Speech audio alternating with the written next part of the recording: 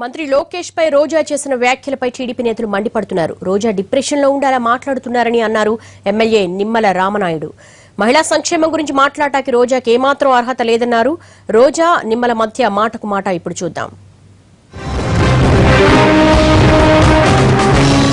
ఈరోజు చంద్రబాబు నాయుడు గారు ఎలా తయారయ్యాడంటే ఆయన కొడుకు బాగు కోసం, ఆయన కొడుకు అభివృద్ధి కోసమే పరిపాలిస్తున్నట్టు, ఆయన కొడుకు ఒకడు బాగుంటే చాలు ఇంకెవరు ఎటుపోయినా పర్లేదన్నట్టుగా ఆయన పరిపాలిస్తున్నారు.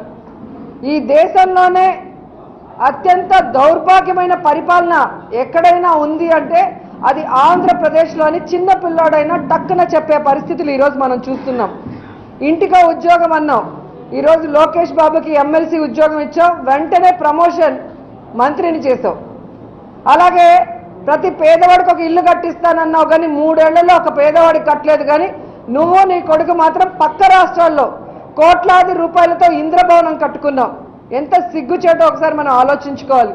ఈ రాష్ట్రాన్ని తండ్రి కొడుకులు ఇద్దరు వాటాలేసి దోచుకొని ఈ రాష్ట్రాన్ని 2 లక్షల కోట్ల అప్పుల ఊబిలోకి నెట్టేసింది నిజం కాదా అని నేను అడుగుతున్నాను. ఈవేళ ఆంధ్రప్రదేశ్ రాష్ట్రంలో ఉన్నటువంటి ప్రజలందరూ కూడా గుర్తిస్తూ ఉన్నారు, రోజా అంటే ఒక కట్లపాము వంటిది అని చెప్పి. ఎందుకంటే కట్లపాముకి ఎన్ని కట్లు ఉంటే అన్నిసార్లు విషం కక్కుతూ ఉంటుంది. అదేవిధంగా ఈవేళ ఈ ఆంధ్రప్రదేశ్ రాష్ట్రంలో జరుగుతున్నటువంటి అభివృద్ధి సంక్షేమంపై రోజు కూడా రోజా ఆ రకమైనటువంటి విషయం ఈవేళ అభివృద్ధిపై కక్కుతున్నటువంటి విషయాన్ని ఈవేళ ప్రజలందరూ కూడా గుర్తిస్తూ ఉన్నారు. దీనికి గల కారణం ఏంటంటే ఈవేళ రోజా ఒక డిప్రెషన్లో ఉంది. ఎందుకంటే గతంలో ఆమె తెలుగుదేశం పార్టీలో ఉన్నప్పుడు కాంగ్రెస్ పార్టీ అధికారంలోకి వచ్చింది. ఇప్పుడు ఆమె వైఎస్ఆర్ పార్టీలో ఉంటే తెలుగుదేశం పార్టీ అధికారంలోకి వచ్చింది.